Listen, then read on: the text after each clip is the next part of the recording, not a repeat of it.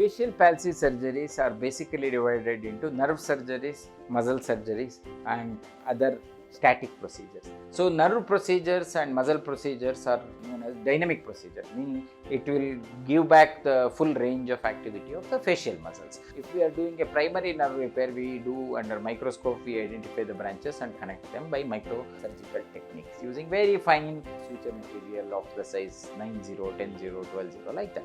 Once the nerves are repaired or the nerve graft is, then it is a microplastic surgery where we connect the nerves to the other sources of the electrical signals like nerve to masseter. So, it is a end-to-end nerve cooptation, I can say.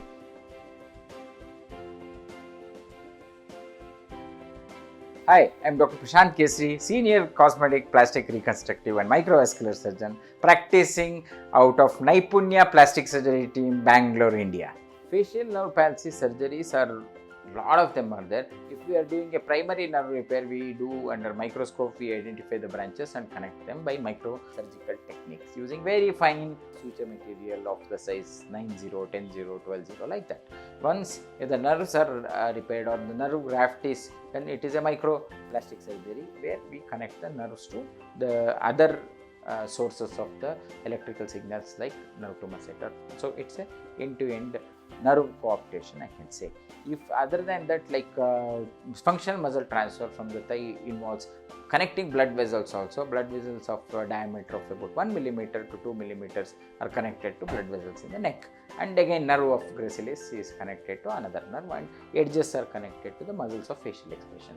If we are doing a static procedure, then we use what is called fascia lata. There is a tissue, like a sheet of tissue which is in the thigh. We design it into multiple prongs kind of a thing and connect it to another muscle so that it works like an extension.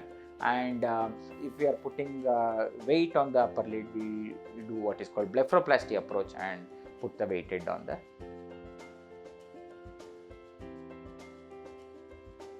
Many a times we combine facial palsy reconstruction along with a facelift of the opposite side and fat grafting, and sometimes eyelid surgery to correct the closure of the eye or to correct the position, and if there is a ectropion, we correct that also. So, it is when we are doing for the face, we look at it as one whole unit and do the entire procedure that the patient will benefit.